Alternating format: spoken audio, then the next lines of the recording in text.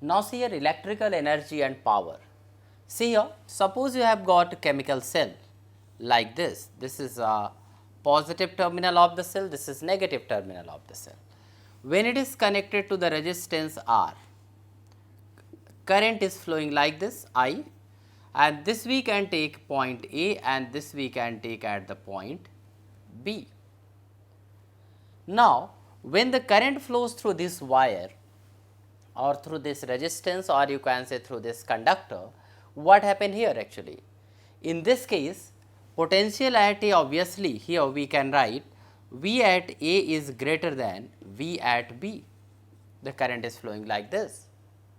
So, when the current is flowing from here to here, so change in potential energy taking place, and change in potential energy we can write here in this case. Suppose the Q charge is flowing, so we can write here delta Q charge is flowing, delta Q into here VB minus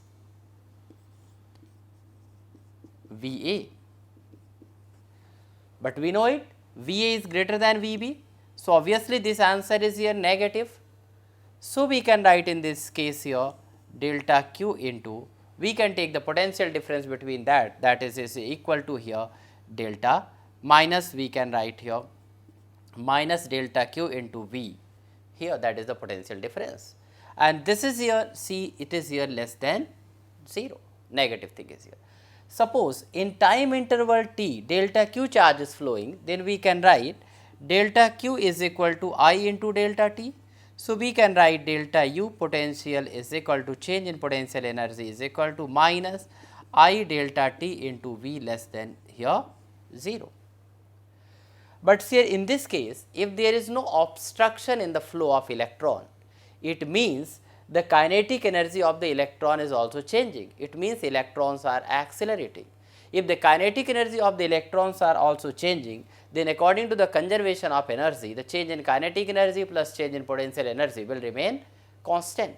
But it does not happen in this case, because we have already assumed that here electrons are moving with the constant speed, with the constant drift velocity. It means there is no acceleration and there is no increase in the kinetic energy. If there is no increase in the kinetic energy, then what we can write in this case, change in kinetic energy is equal to here written minus change in potential energy in this case. And here we can write, if it is here, we can write I delta T into V greater than 0. It means whatever the potential energy is being lost in this process, that is actually getting converted into heat energy. How does it here? When this potential energy is lost here, it means the energy is transferred to the atoms or the ions. These atoms or ions are actually vibrating more vigorously, as a result heat is produced. So, we can also write in this case the power is equal to work done upon time. So, we can write I delta T V upon delta T. So, which this can be written here V I.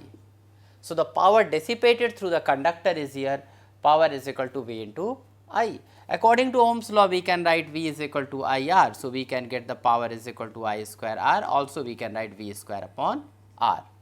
So, by this concept we can calculate the power dissipated through the conductor.